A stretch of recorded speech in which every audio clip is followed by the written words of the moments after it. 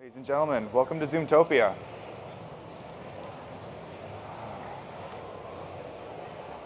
My name is Adam Keckley. I'm a project manager here with Zoom on the Zoom Professional Services Organization team. We specialize in deploying Zoom rooms across the world, and we have helped refine the Zoom room experience. I personally started AV about 6 years ago. I was integrating for a long time, different tech firms here around the Bay Area. And after one of my latest deployments, I ended up as a managed service position, managing different conference room and AV experiences. This was all going to be included in this conversation, talking a little bit about the ways that we've gone to improve the conference room and the AV solutions that you see out there in the different offices. But we have to start from a place that we are all familiar, and that is our standard conference room. Here we can see the Zoom layout with our basic components, our display, our camera, our speaker, our microphone, and most importantly, the slim form factor computer that runs the Zoom Room application, and the Zoom Room controller there on the table. What we've done is we've put user experience as a priority to help simplify the Zoom Room experience for the end users. The simpler we can make these rooms, the more effective we can be doing our work in those conference rooms. So if you notice, there is no HDMI extenders, cables, adapters, or any dongles there on the table. And that's with Zoom Rooms and the Zoom Room controller on the table. You can easily walk in, and with your Zoom Room client on your computer, click Share Screen to wirelessly share your screen with the Zoom Room, taking out the fuss and any cables could have. Now, if you're a guest on the network, you can also use share.zoom.us to stream directly to this conference room here. Now, how do we take this conference room to the next level? This is our square one, and we're going to build on from here our conference room and our office. So if all of us would like to, let's hypothetically build an office together. This will start as our first room. How do we make this room better? My first suggestion would be a secondary display. With a dual screen experience, we then can separate our two video streams. We can have our local content on one screen, our in-room participants, and our foreign participants in either gallery view or active speaker view. Now, when someone starts sharing screen with that wireless sharing mode, our local view will disappear and share content. And this can be configured further in your Zoom Room portal. This allows you to customize your experience per room, per campus, or company-wide to help customize your Zoom Room experience. This is also one of the first places where we can really show the capabilities of Zoom's multi-share. But we'll get into that in a little bit because we're not done yet. We're going to add a third display. Now, with 3 screens, we have the ability to really customize our conference room environment. We have the ability to customize our experience on the Zoom portal. And from the Zoom Room controller, we have the ability to direct content to each one of those screens. Something that naturally would take expensive AV equipment, switchers, controllers, programming, and all we needed was an additional display, an additional HDMI cable, and the Zoom Room controller. Just a simple couple of touches on the Zoom Room controller, we can direct this. Now, if you notice, the hardware in this room differs a little from the previous 2 rooms. The previous 2 rooms, we had wall-mounted displays, and in this room, we have the Urban Tech frame. This helps conceal the display mounts from the back of the displays, any cabling, and most importantly, our professional AV equipment. This helps conceal it all inside of that frame. Urban Tech is here today in the executive boardroom space, so please check them out. They also provide solutions for single screen rooms and dual screen rooms that we just saw. So this helps keep everything nice and concealed and provides different color schemes for your conferencing space. And here is a demo here of the Zoom multi-share controller.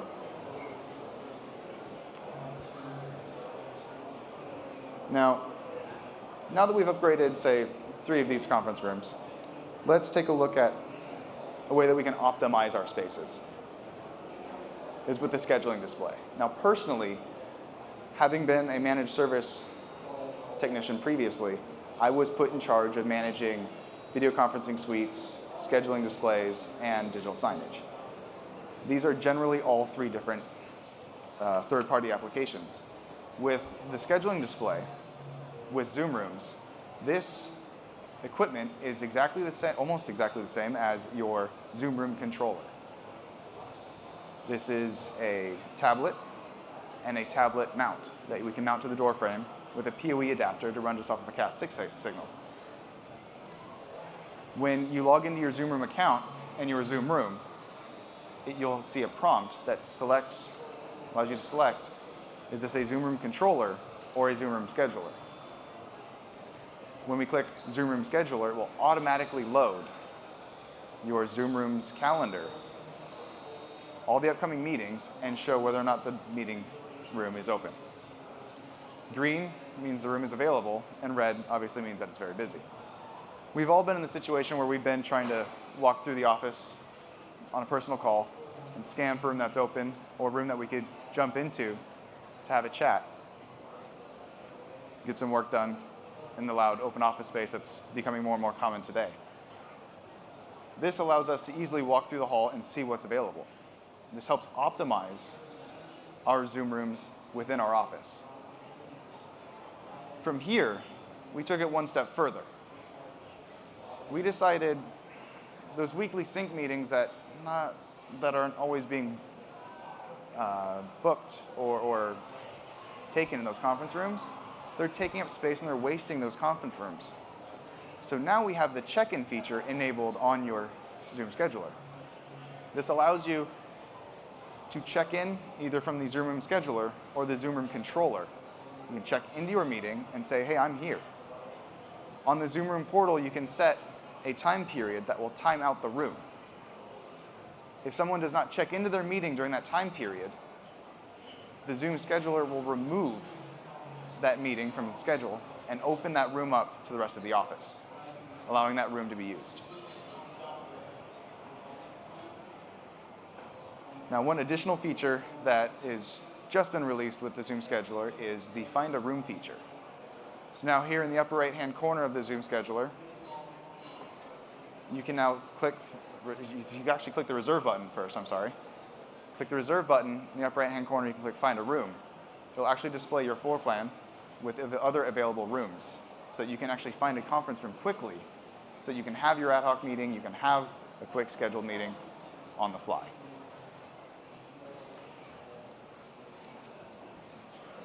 From there, we're going to take it another step further. We have secondary camera options. Now, these are becoming more common in boardroom and large room formats. In this case at Zoom, we like to use them because we are frequently demoing our software, and a lot of potential clients are not able to join us in the room. So what we do is we put overview cameras or cameras on the back wall, allowing us to demo the product and show off our capabilities. Now, other advantages to this are being able to direct that camera at the table. For me as a project manager at Zoom and building out conference rooms, there's been plenty of times where we've actually spread out schematics for low voltage or floor plans for different conference rooms and or even floors for buildings, and we've actually redlined everything. And what that does is that brings in the far end participants that were not able to join in person into that call, into that conversation. And that becomes hugely beneficial for those of us in that space. This is also allowing you to pick up different angles of the room. Sometimes in Pro AV spaces, you'd like a different view of the different participants within that space. The most common case that we use multiple cameras is our Pro AV large format spaces, all hands meetings, training rooms, and divisible spaces. Now this is productive because we can have a presenter camera that focuses on the presenter location. With PTZ cameras, pan tilt zoom, we are able to have control from the Zoom Room controller and set presets for stage left, center stage, stage right. This also allows us to switch over to a audience view. An audience view of, there we are, sorry. Got a little bit mixed up there. Switch over to an audience view. And this is beneficial for filling the mood prior to a meeting. We have a big all hands meeting going. You can have the view of people filtering in. Now, from there, we also have the ability with additional presets to set Q&A microphone locations. So if you have a microphone on a stand, you can easily set that stand for Q&A and for picking up later. We also have the ability to share multiple cameras.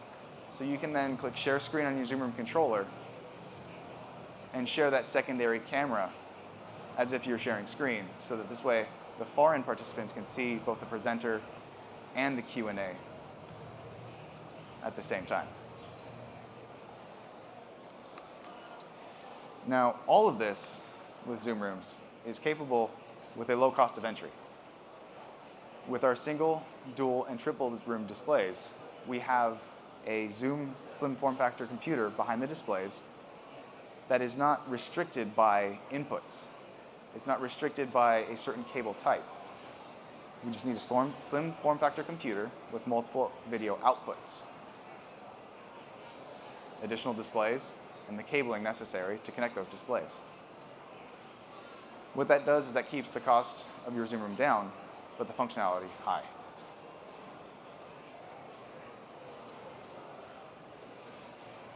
The next step is digital signage. As I mentioned previously, generally these are third-party applications that are separate from the video conferencing suite.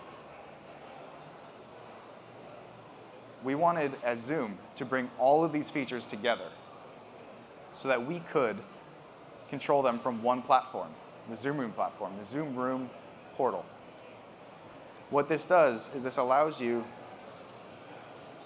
to mount the display with a slim form factor computer again. These ones are generally smaller than our Zoom Rooms, so they don't require as much processing. But these allow you to spread the company message, to spread maybe some videos, content streams. And it's all controlled within the Zoom application and the Zoom portal. From here, we took it one step further again. Generally, when setting up conference rooms, one of the biggest concerns is our LCD screens.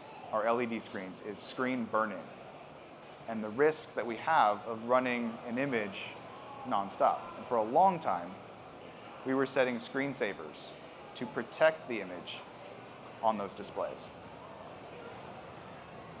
With the digital content and the digital signage, you can load on your Zoom Rooms that digital content stream, so that when you're sitting in a conference room, you can have that running as soon as the room is on standby. This helps protect your screens and it helps spread the company message.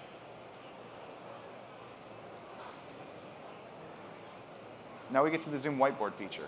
This is one of my favorite features here, and this is a brand new release for us. For a long time, maybe even decades now, we have had standard at the front of the room a pan tilt zoom camera. And generally on those cameras we have the option or a preset that will direct our camera directly to the whiteboard to help, as we mentioned earlier with the overview cameras, bring the far end participants into the meeting and into the collaboration that's taking place on that whiteboard. Now, this sounds great in theory and on paper, but there are a couple of issues that we run into, and that is the lighting of the room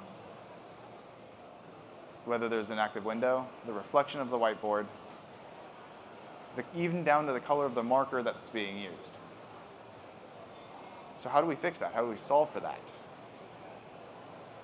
That's the Zoom Whiteboard. This is a touchscreen that allows you to walk up during a meeting, engage the whiteboard, and draw directly into the Zoom cloud. Now with the Zoom cloud, we have the platform available to us. We can be on a tablet. I could join from the phone. You could be in the conference room with the whiteboard, and we could all be annotating on that same screen, collaborating immersively, all at once. Now, this is something that is fresh here at Zoomtopia. We have this over here in the yellow room. I believe that is the main conference room there. And this is a featurette that is brand new to us, and we're excited to see. And we also have several other brand new releases here at Zoomtopia. We have freshly released the network-based audio, which is now hosted in the conference room as well. This allows us to take audio over IP. Instead of having an expensive audio DSP inside of your room, we can wire in a Pro AV microphone into a switch with the Zoom Room computer connected to that same DSP, or that same switch, I'm sorry, and have the Zoom Room DSP take control over those microphones.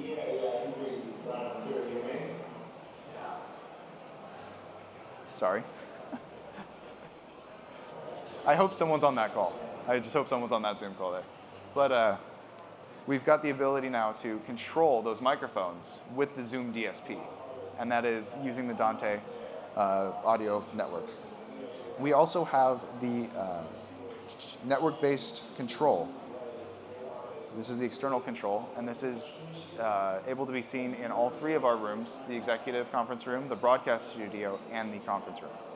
This allows controls over shades and lighting scenarios. And more than likely in the future, may be able to support even more. So please check them out while you're here. And we do have a couple of items here that were slightly glossed over, was our audio experience. We have MXL here with the MXL microphones. We have Shure here with the Shure microphones, which are our primary pro audio solutions. So it's been great to join you here at Zoomtopia today. I'll be here for a couple of questions if anyone has any. And I'll be around on the floor if you'd like to ask any other questions. Sure. Sure. Right here.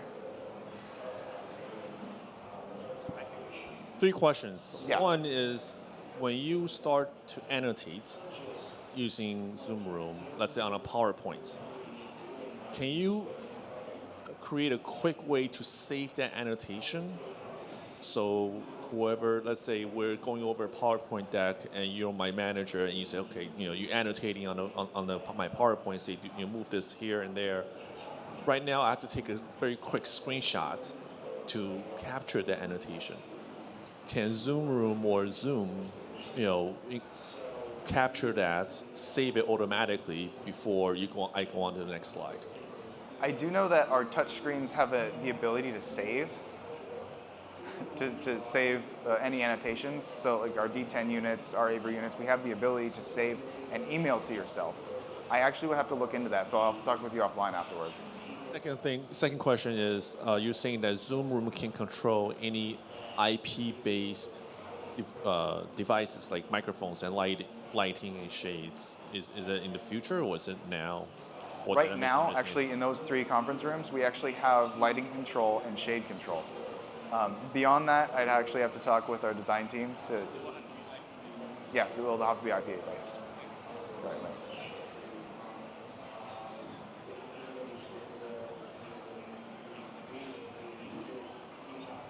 So 2 things. One, for that whiteboard, you still have that screen up. The monitor there has to be touch enabled, obviously, right?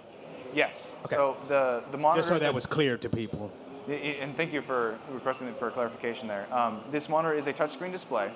and it has to be enabled in companion mode so that this Zoom room computer understands that it is assigned to another Zoom room and it doesn't join with audio, because audio provides feedback and that gets everyone unhappy. So it's something that it understands that it is a part of another greater creature. And actually, my follow-up was going to be about audio and feedback, and just kind of, we were hoping Zoom rooms or non-Zoom rooms to better understand, is Zoom working towards ways to make sure that if you have a master audio source already going in a room, that somebody doesn't walk in with their laptop, plop it open, join the Zoom meeting, and forget to not disable. And then you've got, that's my number one problem, is people not doing that. So I'm hoping Zoom gets better at, protecting, I guess, that. To quickly address that, there are several different sources for feedback. I mean, for example, walking into a conference room with your laptop open, or having, in some cases, a Zoom room down the hallway connected. Oh, wow, yeah. There's so many different sources of that feedback. It's hard to isolate just one instance, but with the wireless screen share and the quick join, you're not joining the meeting to share your audio. It's just sharing your screen and your content, and you have to click to share audio from any video you may be sharing. Okay, thank you. We got one right here.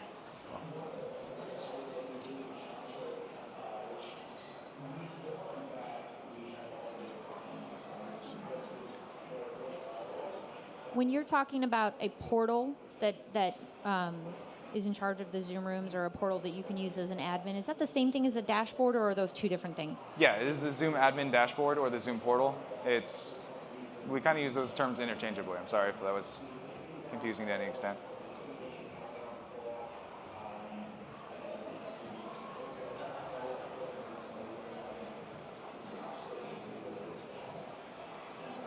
So I had a question about the audio over IP. Yeah. If you have a traditional or a hardware DSP already, do you need to use the DSP software in Zoom, or could you essentially, instead of using a USB or an analog connection, use that IP connection for your hardware DSP? So currently the audio over IP is still kind of fresh. So we're refining that with the Shure microphones and the Shure DSP, the Zoom DSP and the Shure microphones. As far as traditional hardware, we do still have conference rooms that we plug in over USB or the standard audio connections. So it is not required to run a pro audio experience, but it is something that we're moving to adapt and keep the costs down further for future users. Anyone else? Yeah, one more. We don't have the Zoom PBX. We have our existing PBX. Sure. Can we integrate our existing PBX into these Zoom rooms? Yes, we do have the Zoom Room's ability to integrate PBX into it and the different phone systems into the conference room. And what that allows you to do is we have a special tab on the Zoom Room controller that allows you to dial out using that PBX system. On our support page, support.zoom.us, we actually have documentation that you can search for, and that gives you a quick walkthrough guide of how to integrate that into each conference room. Right, so we're just using a zip line and connecting that to integrate that into that room. Exactly. And it'll use all of the microphones and speakers that's installed with your Zoom room and helps declutter any phone materials that may be on the table.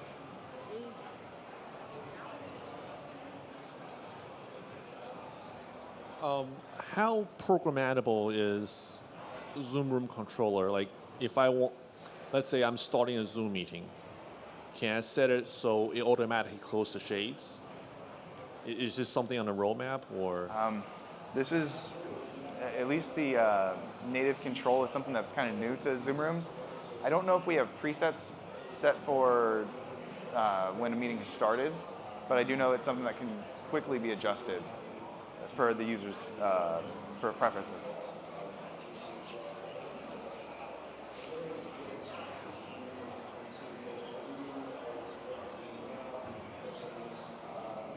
Is there any way to ingest video from an IP camera rather than run USB? Not that I'm aware of at the moment. Okay.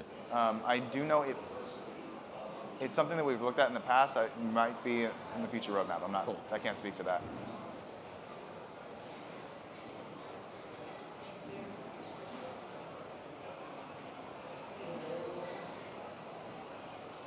And a follow-up, you mentioned the Zoom Room controller. You spoke about it as being either an iPad or an Android.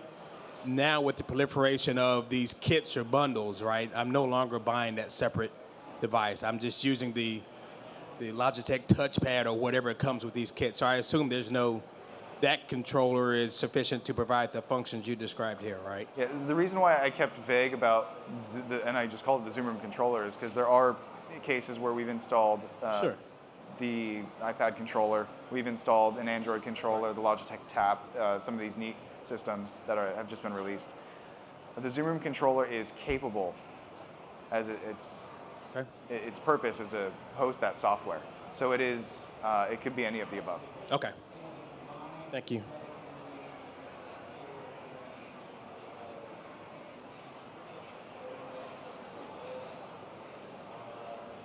Well, I can do a lot from the Zoom Room controller. One simple thing that I've been wanting to do for a long time is just simply have power on or power off so you can shut the room down or shut the display down. I know there's things you can do with proc sensors and all that, and I know with the signage, that's, if people are leveraging that, you want to keep it on, but trying to stay kind of green and everything else in our building, they want to just be able to just shut the display down when they're not using it. And just looking for a simple power on, power off. At the moment, we don't have that feature enabled, but a lot of these features that we have built into Zoom has come from feedback. And so the more feedback you can provide, the more we can adapt our system for different use cases. And that's a wonderful comment. It is something that we should be more conscientious of. So I'll look into that and see where that can get us.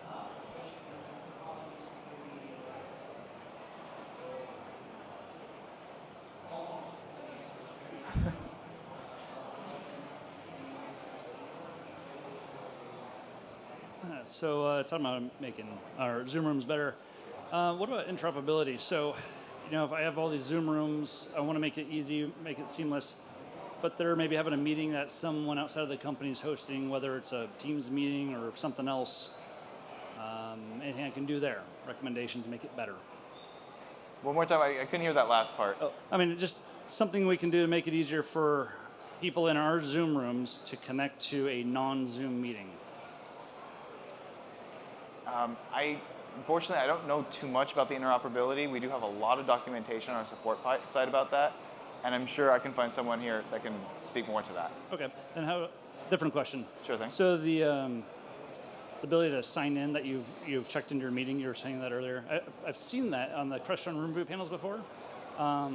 Those ones you can actually have a sensor in the room and pick up your movement, so it detected you in the room and automatically check you in. Is this going to support that kind of motion detection as well? I know it's been talked about, but I can't speak to its development. Okay, all right. It is something that previously we've humored the Zoom Start My Meeting voice command, and so I'm sure there's something that's refining that experience. And is there a warning if you don't check in on that, like before it just clears out your meeting? I don't believe so. Okay. But that might be promoting the last-minuteness of some meetings, right?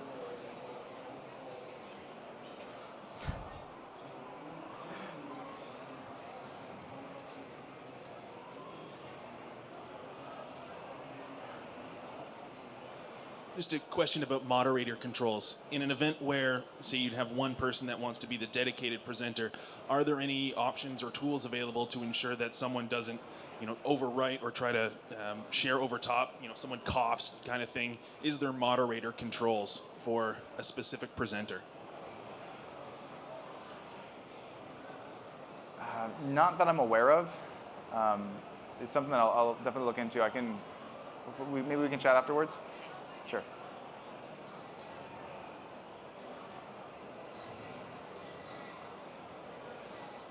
Anyone else?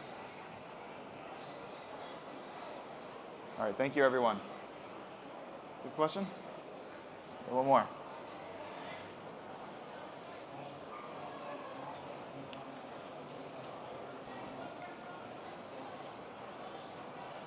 So we have the Android controllers for our Zoom rooms, and I've noticed that with the PTZ cameras, there's no preset options. I think it's an iOS only feature. Do you know if that's something that's going to be coming to the Android-based controllers? I can't speak to the Android controller experience. I personally haven't had my hands on them very much. I can only name a couple of installs that I've actually known of that have used them. But what camera, do you know what camera model you have? It's one of the Avers. It's like the P520 or something. The 520? Like that. Yeah. Okay, so I'll have to look into that. You can control it. Like I can manually zoom it or move it or pan it, but there's just no ability to set, a preset for like, end of table or wide view. Okay, I'd recommend checking, because I can't speak to it at the moment. Like I said, I got to really dig into that one. But it's something that I think updating your Zoom application to make sure the firmware for the Android device is as up to date as possible. But the Avers should have PTZ control, and if not, that might be something that's OS specific. All right, thank you everyone.